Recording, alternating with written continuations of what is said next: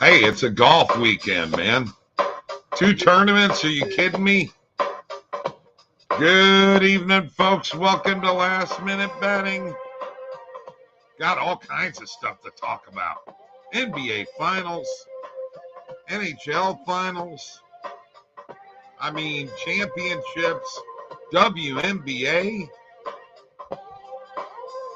Major League Baseball, all kinds of stuff. We're brought to you by OddsJam, the premier odds comparison company for sports bettors worldwide. Don't forget about the OddsJam partner program. Link is below in the description. 50% revenue share. Get in there now. 50% revenue share just for sharing OddsJam, man. You can't beat that with a stick. And we've got the picks. The link is below in the description for golf and everyday picks. Up 16, almost 17 units in everyday picks. We are up 51 units in golf. 14-day free trial for either one of those packages. And I'm telling you right now, if you start a 14-day free trial right now, you're going to get 3 tournaments in 2 weeks for free. I mean, how can you beat that? We're sitting here with 12 outrights. But I got to tell you, Jabari, if you want to bet golf, you got to hit them top 20s. Yeah. Because the way we do it is quarter unit, half unit for outrights, half unit for top 5s, 3/4 for top 10s, and a full unit for top 20s. If you can hit 4 or 5 top 20s, you will make some money, even if you don't get outrights. And last week, we hit 4 top 20s, a top 5, and 2 top 10s, and wound up 3.7 units up for the tournament. But that's how we bet it. That's how we do it. And that's what we're up. Hey, how you doing, Justin? Thoughts on a nerfie in the Rays and Marlins game? I did not see who was pitching in that game. Hang on. Let me look. Real quick. Eflin and Garrett. Yeah, you know what? That's probably a pretty decent one there. Probably pretty decent. So Jabari's with me. No Mike again tonight. He's on vacation. Anyway, here we are with the NBA Finals upon us tomorrow night. Game 1 in Boston. Line is still 6.5. Justin and I last night said we felt that the play in that game was the over 214.5.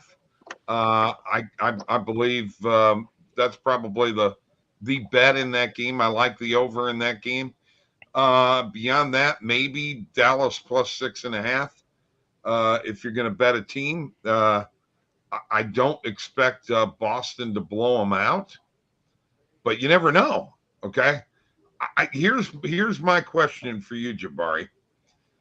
Is Jrue Holiday going to be on Kyrie, and can Kyrie handle that defense? Because I'm telling you right now, I said it last night. I've said it every show that we have. Jrue Holiday has impressed the hell out of me. Yeah. Phenomenal.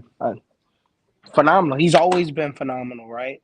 I never knew that like this. Yeah, I mean, he was pretty good on the Pelicans. He just never had a team around him. He was always one of the best players on the Pelicans. Even when Boogie was there, even when AD was there, they were really good, solid defensively. But, he just never really had that team that could take him to the next level. So, but his team defense is great. I think he really took that next step when they won the finals. They came back, beat Phoenix to win the finals. That's when he took that next step. As far as Jrue Holiday being on Kyrie, honestly, don't know. I really don't know, because the question is it going to be him, or is it going to be Jaylen Brown, or is it going to be Derek White, or it could be a combination of all three? Because I feel like the three of them are enough to limit Kyrie. So who knows? We got to see what happens. Yeah, I'm just, I'm just curious as to how that's going to work. The thing that's impressed me about Holiday is his offense. I got to be honest with you, his defense I've always known was there, but his offense has, quite frankly, at a level that I didn't realize it was at. And his ball handling skills, I guess, I must have been blind because I didn't know he had them kind of skills.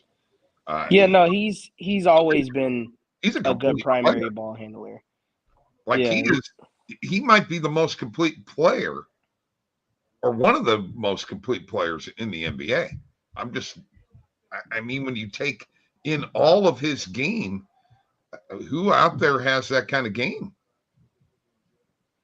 I mean, as far as a guard, yeah. I mean, I don't know. I was ready to put DeJounte Murray in that conversation, but he's kind of taken a little bit off this year, defensively speaking. But when he was on the Spurs, he was definitely up there. Right. So there's been other players. Even Lonzo, when he was healthy, was able to do it. Alex Caruso was able to do it a little bit. So, but Drew, this is, to be honest with you, this is actually one of Drew's most passive years as far as being a primary ball handler. He did this a lot when he was with Milwaukee. And he scored a lot more points when he's with Milwaukee. He only scored about 860 points. I'm looking at it right now, 860 points for Boston the whole year this year. But he scored 1290 last year for Milwaukee. And there were seasons in New Orleans where he scored 1500. So he's done it before. He's done it many times before. And can you believe it's already been 14 years and he's still playing at this level? It's been 14 years for him. He was drafted in 09. Holy shit. I had no idea. All right. Tony says Derek White is his favorite player as a Celtics fan. Yeah. He's a good player. No two ways about it. I just love Drew. Do you guys play the first 3 innings play that show up on Plus CV play? First 3 innings money line, first 3 run line, first 3 total runs. I got to be honest with you, Brandon. I have not gotten into that market yet. First 5 is a hell of a lot easier. First 3, man. I mean, I feel like in the first 3, you got to take the under a lot. And, you do. And in a lot of cases, you're going to wind up being tied after 3 innings, that's just a weird market for me. For me, I like the first 5, and of course, Nerfies and Yerfies. Yeah. Gotta love them. But I'm thinking about dabbling into it because that line has popped up on the Positive EV page quite a bit. No two ways about it. Let's see. What else do I have NBA wise? I think Boston's winning in 5. Nah. I think either team probably takes it in 6. But I don't think it'll be only 5 games in my honest opinion. All right. Well, there you go. Yes, tie cashes if you get a +5, plus a half a run. You usually don't get that. It's usually there are less run lines in first 3. There are more run lines in first 5. Back to Boston here, okay, in Dallas. So after the Minnesota series, in which there was no way that I thought that Minnesota was going to lose every home game in the Western Conference Finals. Like, I can't believe that happened. And I got to be honest with you, Anthony Edwards looked lost out there at times, dribbled into trouble. We talked about that quite a bit, and we talked about the situation with Cat and not in the paint. But there are a lot of people that are shocked that Dallas is in the finals.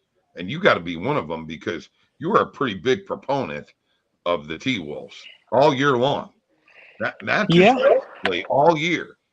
Yep. From the beginning, I knew they were going to be a great team. I saw a clip that disturbed me a little bit. There was a clip of Ant saying after the game, he was telling Mike Conley, and Mike was kind of looking at him like, come on, it's like, we need to play team ball.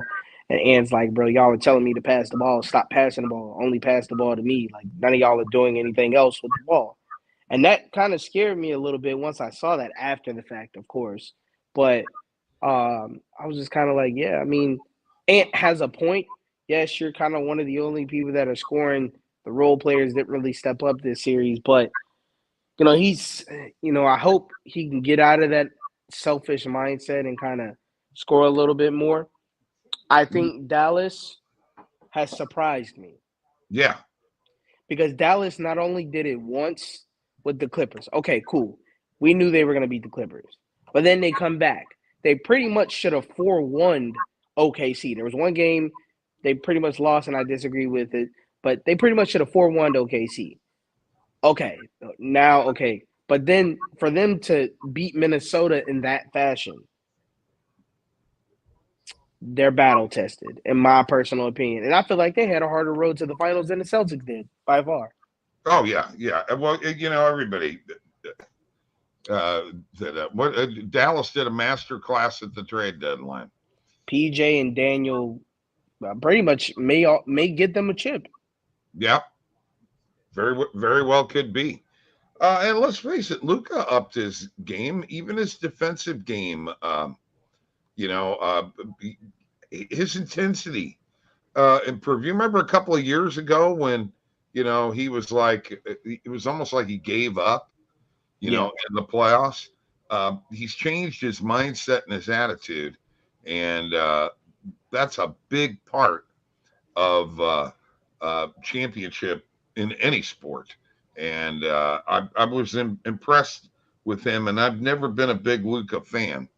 I do believe, though, I've never seen anybody get as many fouls called on his opponents as, the guy's falling down all the time, and I'm not sure how he gets some of these calls, but he does. It'll get them about 1 to 2 wins, but good job anyway, Cuban. 6th seed in the finals is impressive. Yes, very impressive.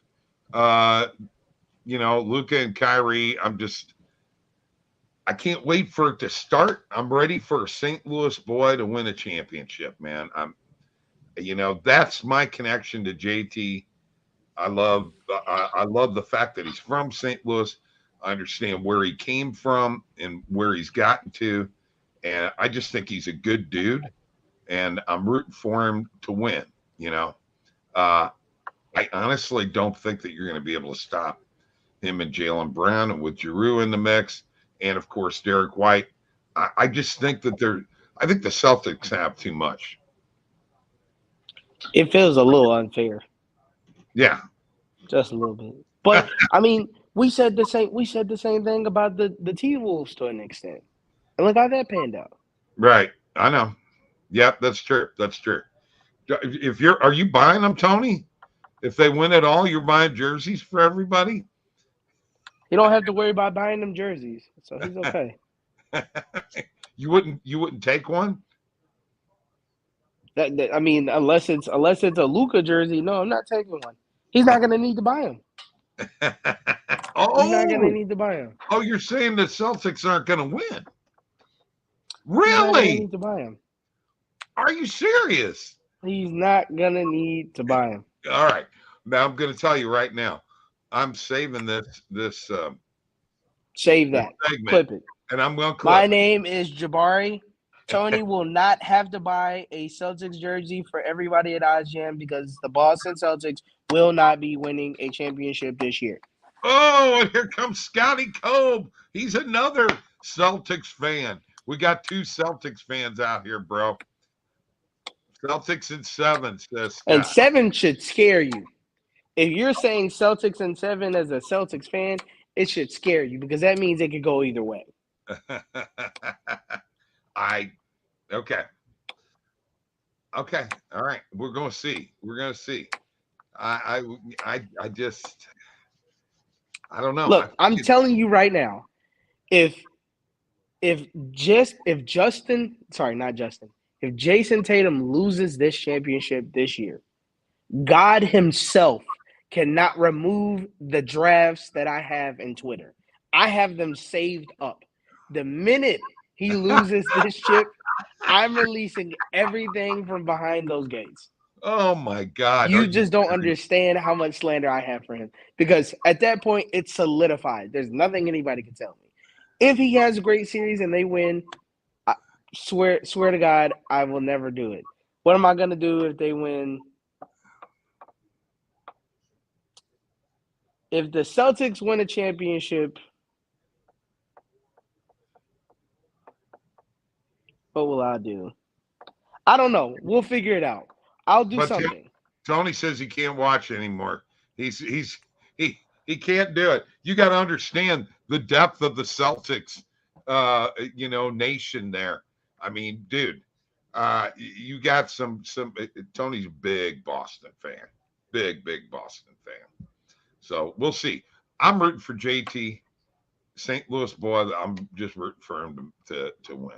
I hope he does. What? If the Celtics win, I'll buy my own Celtics jersey. I'll buy my own Jason Tatum jersey. All right. I'll buy one. And I'll wear it on the next show after that. Now, I'll wear it on the next show. Stop it. We're clipping this out, bro. I'm clipping this. So I can play it. If the Celtics win, you could bet anytime Jabari comes on, I'm going to play that clip. That's fine. That's fine. As long as if it's close, like I said, if it's Celtics in 7, I still feel good about what I said. Okay, because that means Mavs took them to a game 7 and it took one thing. Every time you're on, you have to wear that jersey is going to be a little musty. But I will tell you, I'll wear it once a month. Every time I'm on, for as long as I'm on. No, I'm not doing that. For after the finals until the end of the year, I will wear it once a month. Okay. I can't wear it every week because that's every Wednesday. Okay. All right. That's fair enough. Got any feel for this Stanley Cup final? Yes, I'm excited the Panthers made it. Yeah, okay, cool. Ecstatic. Okay. That Panthers team has really impressed me this playoffs. Oh yeah. And I want them to bring it home as much as I think Edmonton is going to be a worthy opponent for them. I think I really want Florida to win this. I'm on Florida too. Matthew Tkachuk is in another universe. Yeah. In my opinion, he's just been phenomenal. He's a leader. You're talking about a guy last year who played with a broken sternum. Yeah. Okay. So in the finals, in one game, a broken sternum, and he's come back to lead this team. Okay, me and Tony are picking the Oilers because Jabari has the Panthers. Bob also said the Panthers. Yeah, I said the Panthers too. Although I wouldn't be surprised if Edmonton won. I just don't think that their goaltender is going to be enough. But I said that last series, and you know what? He got his head with out the Rangers. You said that. Yeah, I know. So with these goaltenders, it's hard to say. Hey, Bob's the man. Yeah, I know. I'm picking the Celtics and the Panthers, and I hope I'm right. Although I'm going to tell you right now, don't be surprised if this NHL series goes 7 games because it's Stanley Cup playoffs. Okay, a little bit. There's a level that you got to get to. Stanley Cup playoff intensity is up here. NBA playoff intensity is here. Going to have to. If the Celtics step up to this, they will whip Dallas's ass. Okay? They got to step up to that level of intensity. I just don't know how you're going to beat them. They've got the Celtics have a lot. Yes, but again, I want you to understand that the Mavs have been here before. When they won that ring with Jason Kidd, they were all old, they were seasoned, but they had a lot of experience, right? And Jason Kidd's been here before, so I don't think there's a better coach you could possibly have Right. than Jason Kidd in a situation like this. Oh, yeah. Because Absolutely. they came in and won that chip, and I don't feel like the Mavs were better than that Heat team that they beat in the championship, but they did beat them. So, Right. hey. Heck, I don't know. For the networks, it's probably going to be, it's got to be both, but probably more so the NBA because it's a more popular sport, Yeah. NHL is still a niche sport to a certain degree. It's grown a lot though, especially with Right. the betting culture and the way betting culture has really progressed last couple of years. It's grown a lot. So NHL has become a lot more prevalent, but there's not a lot of people that know how to bet it and just sit down and bet it like there is NBA. Well, yeah, because I bet, once again, I have made a bet on every single playoff game. All right. Yeah. Share my screen here real quick. There's a couple of plays that I like. First off, Zach Eflin over 14.5 player outs. Player outs is one of my favorite baseball player props. And Eflin's a good pitcher against Miami. We're looking for a nerfy in this one. Anyway, I like it. This White Sox plus 1.5 runs, first half run line. I know it's minus 150, but minus 150 is kind of my cutoff point. Okay. Mm-hmm. So, when you can get 1.5 runs in a first half run line, you kind of got to take it, even though it's the White Sox. But the Cubs have not been that great anyway. So I like that play there. I was looking through here. There is the nerfy in the Tampa Bay Marlins game. That must have been where Justin saw that. I've got to jump in on that and say yay on that. Yankees over 2.5 runs first half team total. You're doubling your money. I got to hit that one too. Not feeling the White Sox first half money line. Now, here's an interesting one. First 3 innings total runs.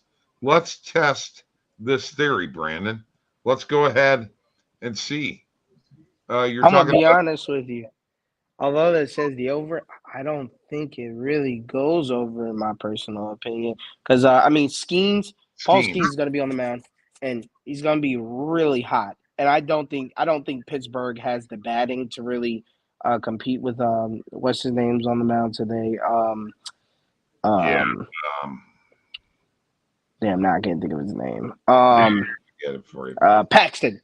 Yeah. Because Paxton hasn't lost a game this whole year. He's got as many strikeouts as Skeens does. He's at 31 Ks, 28 walks, 44 hits, ERA sitting at a 3.29. So, and we're talking first 3 innings. And I think these 2 pitchers are going to start off really hot in the first 3. So, yeah, it's going to be tough, but we'll see. Here's a play that I do like in the WNBA under 154.5 between Minnesota and Los Angeles. Yep. I like that play a lot. And let's talk about the WNBA. Let's talk about Caitlin Clark real quick. Because quite frankly, looks like she's getting pushed around. And it looks like right now that they're getting into her head a little bit. What was it? Was it the last game that she only had 3 points in? Yeah. That or the game. Yeah. And trust me, man, I'm loving the WNBA. Like this year, last year, the past few years, it's just elevated. But Caitlin's gone into a situation that I don't think that she was really prepared for. There are a lot of girls out there that want to put her in her place and say, you ain't no big star here. And that knocking them threes down from all over the place, we're going to play a little harder defense on you. What do you think about how she's being treated? Because they've been a little rough on her.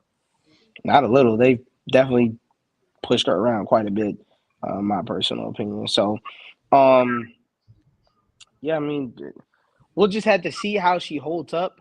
I think if she gets injured, they're probably going to have a lot more serious conversation around it. But it's been pretty rough on her. And then, Kennedy Carter, that one game came up and blindsided her. Oh, yeah. So it's not a little, it's quite rough. But I mean, it's the same thing with NCAA men's. There's a different level to professional sports. It's not college. Right. I think people need to get out of that mindset. Yes, those girls in college were her size. She's not the biggest person ever, but these are grown women we're talking about. So, hey. Who can ball? I mean, these girls, they can play. I'm so impressed with the game, the WNBA game. I think of when that league first started and how far it has come. I didn't know if it was ever going to be a league that would stay around. I've been through. Yeah. I saw the WHA. I saw the AFL, the USFL, okay, the XFL. Yeah. Let's not forget about the ABA. We had a team here in St. Louis, the Spirits. I remember all that stuff. Every one of them leagues folded. The WNBA has lasted and grown and become extremely popular. And, it's on another level that I quite frankly, I never thought I'd see. I'm impressed. It's grown definitely because of this draft class with Angel Reese and Caitlin. Oh, yeah. Not giving any no discredit to the women that came before. Yes, they carried the torch. Yeah, I grew up watching WNBA because the Comets. Remember the Comets? They won like the first two championships. We had a really good team. And then the Comets, are no more anymore. So, right. It's, with Caitlin and Angel, I'm not saying that they need to baby them. They do, however, need to protect them a little bit because those are your hot ticket items right now. They're why we're coming to watch the WNBA. So, right. Sabrina Ionescu and the other girls, they're great. Don't get me wrong, but right. They weren't any like real big ticket, had personality, kind of people that Caitlin and Angel are. So, well, I'm going to tell you, one of my favorite players in the WNBA is Alyssa Thomas. Mm-hmm. I really like her a lot. And for Vegas, Asia Wilson. Okay. Those are a couple of just really, really great players with a lot of leadership qualities. There's a lot of that's going on too with these girls and finding out who the leaders are because it hadn't had the exposure that the NBA has had. Mm-hmm. I love. And by the way, in my picks, I pick WNBA games practically every day. Okay. I love it. I'm into it. I like to see what's going on. Connecticut is, what are they, 9-0 now? Yeah. Connecticut's undefeated. Yeah. And they're playing for the Commissioner's Cup, I think is what it's called. Right. It's like an in-season tournament. I know Mike thinks that the Liberty got a shot at winning the championship, and they're 8-2. But, being in the same conference as the Sun is a little bit tough. And the Mystics, man, I'll tell you what, they are just a struggle. No two ways about it. Yeah. All right. Final thing I'm going to ask you before we go. This is directly related to St. Louis. Okay, we've got a UFL game. It's the XFL Conference Championship this weekend in St. Louis at the Dome. Okay, which is going to have I'll have 40,000 people there. It'll be set. They're probably going to set another attendance record. Battlehawks are playing San Antonio. San Antonio played them tough. McCarron should be in a little bit better shape after missing a couple of games. He looked a little rusty last week. I expect the Battlehawks to win. It's going to be a crazy atmosphere. What do you have any feel? Because I really feel that St. Louis and Birmingham need to be in the final, and the final is, guess where? In St. Louis. Do you have any idea what a shot in the arm for the football fans of St. Louis who have lost 2 professional football teams over the years? You realize what a shot in the arm that would be for this community to win the UFL championship, even though it's on this lower level? You know, who did y'all lose besides the Rams? The Cardinals. Oh yeah, that's right. The St. Louis football Cardinals, man. The team I grew up with. You know? Yes. Which is actually ironic because, you know, Kurt Warner leads the Rams to the Super Bowl and becomes this great player, then goes to the Cardinals and becomes a starting quarterback there and leads them to a Super Bowl. I never thought I'd see the Big Red in a Super Bowl. And Kurt Warner was the guy that did it. And, of course, I rooted for him. I hated the Cardinals years after they left. But, you know, I was very emotional, man. Very emotional. Yeah. You know, and yeah, so anyway, any feel for the UFL at all? No, not really, because it's not the Roughnecks, of course. But yeah, I mean, if the Battlehawks can pull it off, that'll be great for the city. I agree. So the one thing that I think that the UFL or former XFL or USFL, well, they're first of all, Mike Pereira was the last game was the official up in the booth. Mm-hmm. Mike Pereira from the NFL, right? Dean Blandino, the NFL. I wonder how that's not conflict of interest.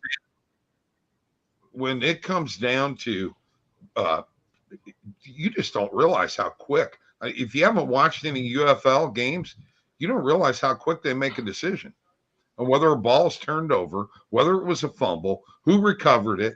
I mean, they do it so much quicker than the NFL. It was ridiculous. Part of that reason is because those guys have that experience. And they make calls immediately. The other thing is making these challenges. It's huge. Are we doing a parlay? I have no parlay tonight, guys. I'm not. There's not a lot to bet on. No. Baseball matchups aren't all the way there. Right. It's not WNBA matchups. You should really save it for tomorrow. Yeah, exactly. All right, man. All I could say is go Celtics. We'll see, Jabari. You got a lot of people going to hate on you now. I know. Yeah, and if the Celtics lose, okay, I want that clip still played. And I want everybody in here to still, you know what I'm saying? I'm not saying I'm buying everybody Luka jerseys. I'm not doing that. But, you know, you will hear it from me. You will hear it. All right. You guys have a great night.